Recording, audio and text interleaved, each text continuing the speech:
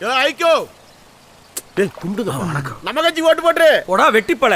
ஊருக்கே சோறு போற விவசாயிடானா. என் ஓட்டு விவசாயிக்கு தான். நமது சின்னம் விவசாயி. ஓட்டு பாருங்க ஓட்ட, அப்புறம் பாருங்க நாட்டை. அஸ்ஸலாமு அலைக்கும் ஆஃபிக் பாய். வலைக்கும் அஸ்ஸலாம் வரஹ்மத்துல்லாஹி வரகாத்துஹு. சொல்லுங்க இமாம். என்ன செய்தி? சொல்லுங்க, நீங்க சொல்லலாம். இது எப்பவும் ஒவ்வொரு வருடமும் வந்து எல்லா கட்சி கூட்டமும் வந்து பொதுக்கூட்டம் போடுவாங்க. தேர்தல்னாலே ஒரு அனல் பறக்கும். 2026 கொஞ்சம் சுமாரா தான் இருக்குது. சுமாரு தான் அப்படிங்கிற மாதிரி இருக்குதே. என்ன நிலைப்பாடு? என்னதான் அரசியல் கட்சிகளுடைய ஸ்ட்ராட்டஜி? என்ன மாதிரியான யுத்திகளை கையாளுறாங்க? எப்படி கேட்டா, ம் சுய பரிசோதனையில அந்தந்த கட்சிகள் என்ன செஞ்சிருச்சுன்னு கேட்டா, ஆளுநர் கட்சி, ஆ, பெரும்பான்மை கட்சின்னு சொல்றோம்ல, அதிமுக, திமுக. ம் ம் அதுக்கு சுய பரிசோதனையில தன்னை தோல்வியுறையும் நினைச்சிருச்சு. ம் ம் அதுக்கு நம்பிக்கை இல்லை. ம் அந்த சுய நம்பிக்கைன்னு சொல்லுவோம்ல, ம் அந்த நம்பிக்கை இல்லாத அது தன்மை தெரியுது. ம் எல்லா இடங்கள்லயுமே பரவலா அந்த தேர்தல் வந்து மக்களுக்கு தேர்தல் மேல உள்ள நம்பிக்கை குறைஞ்சிருக்கிறது குறைஞ்சிருச்சு. காரணம். அதுல வந்து திமுக, அதிமுக வித்தியாசப்படுத்திட முடியாது. ம் பரவலா இப்ப நம்ம இன்னொன்னு, இனிமேல் போய் நம்ம மேடை போட்டு மக்கள்கிட்ட பேசணும்னா மக்கள் சிரிச்சிட மாட்டானான்னு சொல்லிட்டு ஒரு பயம் வந்துருச்சு அவங்களுக்கு. பேசுறதுக்கு என்ன இருக்கு? ஆ, ஒரு கோப்பு வேணும், ஒரு ஒரு ஒரு வெற்றி சரித்திரம் வேணும்ல. என்ன ம். இருக்கு பேசுறது? ஏதாவது ஒரு சாதனை செஞ்சிருக்குன்னு பேசலாம். பேசலாம். ம், அதாவது மனிதகுல எதிரி பிஜேபி, ம், அதிமுக கூட்டணி. ம், அப்ப 50% என்ன பேசுறதுங்கிறதே இல்லாத போயிருக்கு. ம். மக்கள் வெறுப்புக்குரிய கட்சியா அது மாறி இருக்கு. இங்கிட்டு திமுக தமிழின ஊழல் எதிரி. குற்றச்சாட்டு, ம், சட்ட ஒழுங்கு பிரச்சனை, ஆமா. கற்பழிப்பு, ம், பலாத்காரம், பாலியல் பலாத்காரம். ம், மக்களுக்கு மேல வெறுப்பு. எந்த நேரம் பார்த்தாலும் ஏதாவது ஒரு குற்றத்தையே கேட்டு இருக்கிற மாதிரி ம், இருக்கு. ம். மக்கள் இந்த ஜனநாயகத்தின் மீதும் இந்த தேர்தலின் மீதும் இந்த கட்சிகள் மீதும் ஒரு பெரிய அவநம்பிக்கைக்கு இருக்குது. அவங்களுக்கே தெரியுது. குற்றம் செஞ்ச உள்ளம் குறுகுறுக்குங்கிற மாதிரி உள்ளாகுதா. அவங்களுக்கே குற்ற உணர்ச்சி வந்து அரசியல் பிழைத்தருக்கு அறமே கூட்டுறாகுங்கிற மாதிரி அறம் அவங்கள கொல்லுது. மக்கள்கிட்ட போய் மூஞ்சி முகத்தை காட்ட முடியல. நம்ம உணர்றோம். ம், ஏன்னா, ம். இன்னும் 4-5 நாட்கள் தான் தேர்தலுக்கு இருக்குது. இருக்கிற சூழ்நிலையில ம், தமிழகம் இப்படி இருக்காது. ம். அது ரொம்ப பரபரப்பால இருக்கும். ம், ஒரு நிசப்தம் இருக்கு. ம். ஏதோ ஒரு மயான அமைதி நம்ம சத்தமில்லா ஒரு புரட்சிக்கு மக்கள் தயாராகிறாங்களோ அப்படிங்கிற மாதிரி இருக்குது. ம். ஆனா சில அரசியல் ஆய்வாளர்களுடைய முடிவும் அப்படித்தான் இருக்குது. 26 ரிசல்ட்டை யாராலையும் கணிக்க முடியல. என்னவா இருக்கும்? தொங்கு சட்டமன்றமா இருக்குமா, அல்லது அதிமுக வெல்லுமா, அல்லது திமுக வெல்லுமா, அல்லது இழுபறியில வெல்லுமா? அதாவது ஒரு மேடை போட்டு நம்ம ஒரு பரபரப்பை ஏற்படுத்துறோம்னா, ம், நாங்கள் வந்து இந்த வருடத்துல இதெல்லாம் செஞ்சோம்னு சொல்லி மாறுதட்டி ஆண்ட கட்சியும் ம், ம். வந்தால் இதையெல்லாம் செய்வோம் அப்படின்ட்டு வாக்குறுதி கொடுக்கறதுக்கும். கொடுக்கறதுக்கான எதிர்க்கட்சியுமா ம். உள்ள தேர்தல் இது இல்ல. ம். அதனால ஏன்னா எல்லாருடைய லட்சணமும் முகத்திரையும் கிழிஞ்சு போச்சு. கிழிஞ்சிருச்சு. ம், அது போக மக்கள் மத்தியில வந்து மக்கள் நிறைய இன்னல்களுக்கு ஆள்படுறாங்க. ஆள்பட்டாங்க. அதாவது ஒரு ஒரு- ஒரு சாமானிய வாழ்க்கை வாழ முடியாத ஒரு நெருக்கடியான இக்கட்டான ம். ஒரு ஒரு ஒரு இறுக்கமான சூழல் மக்கள் மத்தியில வாழும். வந்துருச்சு. விலைவாசி உயர்வு. நம்ம பாக்குறோம் போது ம். சாமானிய மக்கள் கட்சிக்காரர்கள் பேசுறது அவங்க கட்சி ஆதரிச்சு பேசுவாங்க. ஆமா, ஆமா. சாமானிய மக்களுடைய அந்த புழுக்கம் அதிகமா இருக்கிறதா. ஏன் நம்ம முதலுத்தூர் தொகுதியில ராஜகண்ணப்பன் ஒரு கிராமத்துக்கு வாக்கு கேட்டு போயிருக்காரு. பொதுமக்கள்னா நிப்பாட்டினா குடிக்கிறதுக்கு தண்ணி கொடுக்கலங்க 5 வருஷம், எதுக்குங்க ஓட்டு கேட்டு வர்றீங்க அப்படின்னு. அந்த ஏரியா நீங்க சொல்ற அந்த பகுதிகள்ல ம், அதாவது பெரிய தண்ணீர் கட்டு. ம். அதாவது அந்த 3 பானைகள் 4 பானைகளை வைத்து 5 பானை வைக்கக்கூடிய டாடா சுமா. 5 திராவிடர்கள் சேர்ந்து திராவிட விஞ்ஞானிகள் சேர்ந்து தயாரிக்கப்பட்ட அந்த வாகனம் இருக்குல்ல, அந்த நீரெடுக்கும் இயந்திர வாகனம். பெரியார், அண்ணா, கலைஞர், கலைஞர், ஸ்டாலின், உதய் இந்த 5 ஆராய்ச்சியாளர்களும் சேர்ந்து கண்டுபிடிச்ச தண்ணீர் வாகனம். தண்ணீரை அள்ளும் வாகனம் அது இப்ப சென்ட்ரல் கவர்மெண்ட் அப்ரூவலுக்கு போயிருக்கு. போயிருக்குதா? அப்படிப்பட்ட அந்த வாகனத்தை கண்டுபிடித்ததே வந்து ம், அந்த பகுதி மக்கள். ஆ, தமிழ்நாட்டிலேயே முதலாக அந்த வாகனம் அறிமுகம் செய்யப்பட்டது ம், மாண்புமிகு பால்வளத்துறை அமைச்சராக இருந்த கண்ணப்பன் அவர்களுடைய ஆ.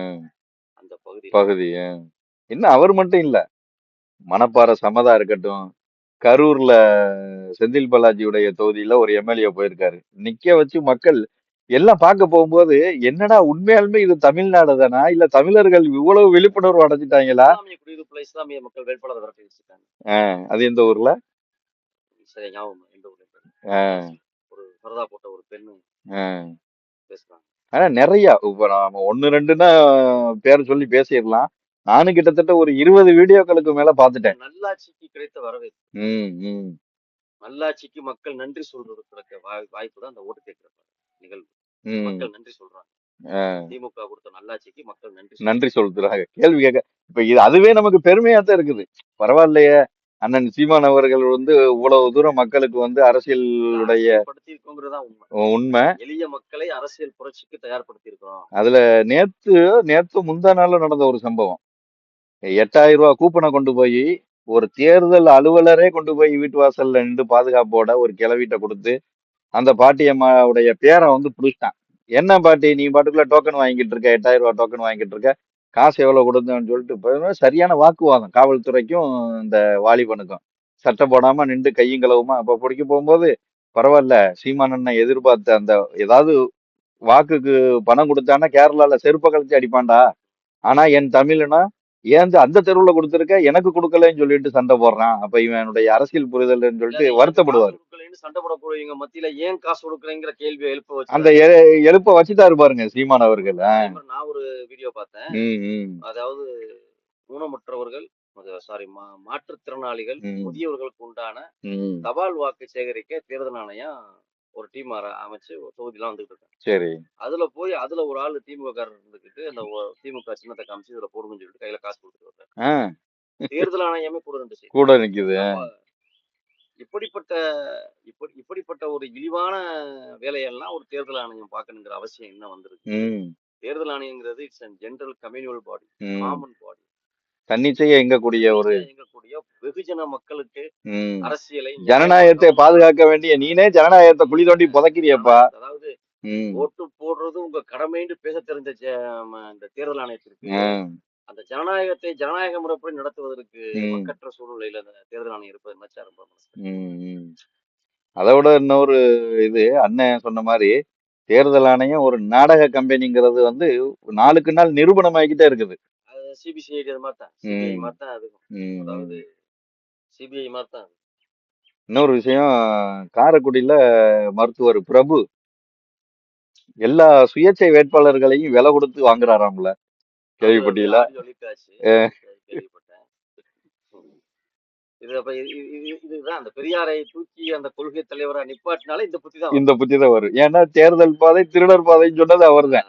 அப்ப அவரையே தூக்கிட்டு எவன் தேர்தலுக்கு வர்றானோ, நீ வந்து புதுசா களத்துக்கு வர்ற தம்பி, நீ வந்து பெரியார தூக்கி சுமக்காத, நீ கலங்கப்பட்டு தெருவுல நிப்பேன்னு சொன்னார்ல, இதுக்குதான் சொன்னாரு. பெரியாரை கொள்கையா ஏத்துட்டாலே அந்த இந்த திருட்டு புத்தி எல்லாம் வந்துரும், எல்லா புத்தியும் வந்துரும். அதோட இருக்குது.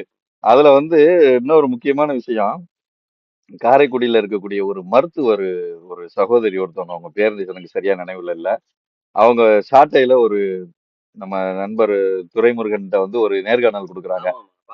பாத்தீங்களா? எவ்வளவு நேர்த்தியான ஒரு அரசியல் புரிதலோட அவங்க பேசியிருந்தாங்க. கல்வி அறிவாளர்கள், அவங்க வந்து ஒரு கல்வியாளர், அவங்க மருத்துவர், இயற்கை மருத்துவத்தை முன்னிலைப்படுத்தி அவங்களுடைய தொகுப்புகள் இருக்கும். ஆமா ஆமா ஆமா, பேர் மட்டும் எனக்கு சரியா ஞாபகம். அந்த பெண்மணி வந்து அது அவ்வளவு அழகா பேசியிருக்கிறாங்க. அப்போ அந்த சாமானியர்களுடைய பேச்சுங்கிறது வந்து நம்ம ஏற்றுக்கொண்டாலும் ஏற்றுக்கொள்ளாட்டியும் கூட இந்த படித்த கல்வி அறிவு உள்ள இந்த மாதிரி உள்ள பொதுஜன மக்கள் வந்து பண்பற்ற சமூகத்தை சேர்ந்த, பண்புள்ள சமூகத்தை சேர்ந்த மக்கள் பேச போகும்போது நம்ம அதை கொஞ்சம் உற்று கவனிக்கணும். ஏன் இவ்வளவு தலைவர்கள் மத்தியில தேடி பிடிச்சி சீமானை தூக்கி நிறுத்தணும்? ஒண்ணும் இல்ல, நீங்களும் நானுமே அண்ணனுடைய வேட்புமனுக்கு போகும்போது ஒரு பாட்டியம்மாட்ட பேசணுமே, காரைக்குடியினுடைய மகத்துவம். அப்பதான் அந்த சகோதரி பேச போகும்போது, காரைக்குடி சரியான தொகுதி தாங்க, நிச்சயம் அண்ணனை வெளில வச்சிருவாங்க அப்படிங்கிற ஒரு நம்பிக்கை எனக்கும் பிறந்துச்சு அந்த நேரத்துல. அதுதான், அதாவது மக்கள் தான் அந்த புரட்சியை தயார் செய்யணும், தலைவன் வழி நடத்துவான். புரட்சிக்கு தயார் செய்வது தலைவன் தயார் செய்வான், தயாராவது வந்து மக்கள் தயாராகும். அப்படி தன்னெழுச்சியா காரைக்குடி உருவாகுதோ அப்படின்ட்டு எனக்கு தோணுது. இன்னொன்னு, ஒரு அந்த சகோதரி, அந்த மருத்துவ சகோதரி வந்து அவங்களும் மருத்துவர் தான், ஆனா அவங்க சீமானவர்கள் வெல்ல வேணும்னு நினைக்கிறாங்க. ஆனா அதே மருத்துவர் இன்னொருத்தர் இருக்காரு டிவிகேல, பிரபு, அவரு வாக்காளர்கள் இது வேட்பாளர்களை ஃபுல்லா விலை கொடுத்து வாங்கிட்டு இருக்காரு. அப்ப 2 பேருக்கு உண்டான அரசியல் புரிதலை பாத்தீங்களா? 2 மருத்துவருக்கு உண்டான வித்தியாசம் என்னன்றத பாத்தீங்களா? அதுதான் தலைவர்கள் எல்லாரும் தலைவர்கள் மத்தியில சீமான் தனித்துவ தலைவர்னு இருக்கிறாங்க. அது மாதிரி மருத்துவர்கள் மத்தியில அவங்க ஒரு தனித்துவம் மிக்க. ஆமா. மண்ணையும் மக்களையும் நேசிக்கக்கூடிய ஒரு மருத்துவர். அந்த சகோதரி சொன்ன ஒரு விஷயம் எனக்கு மனசுல நல்லா ஆணித்தரமா பதிஞ்சிருச்சு.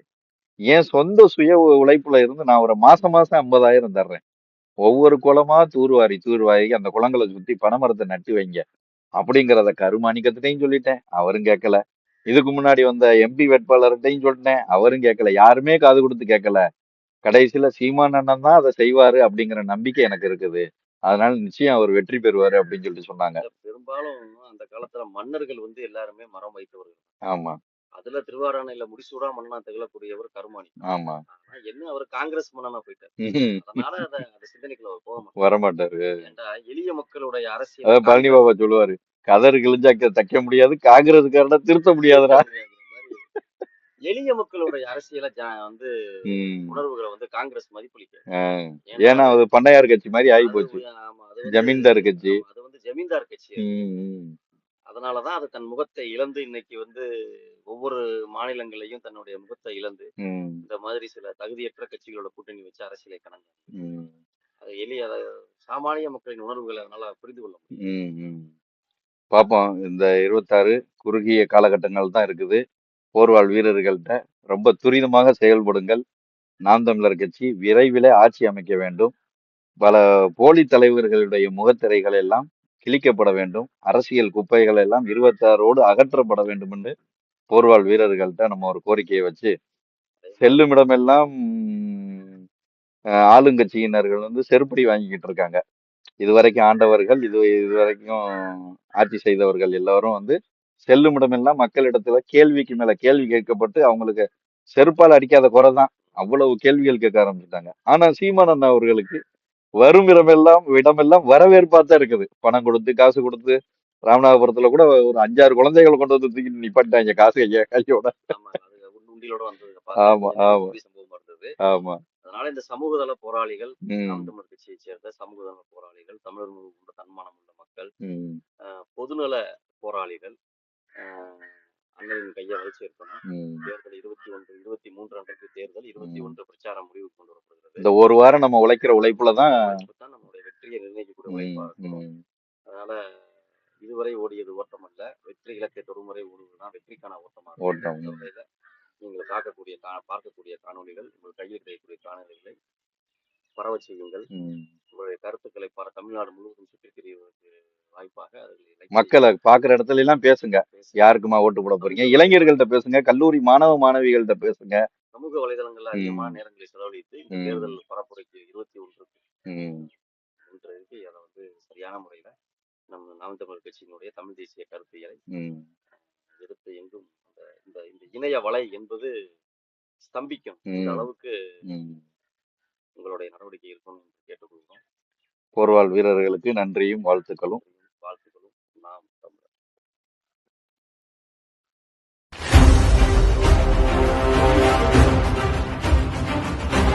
கொலைவாளினை எடடா மிகு கொடியோர் செயல் அறவே.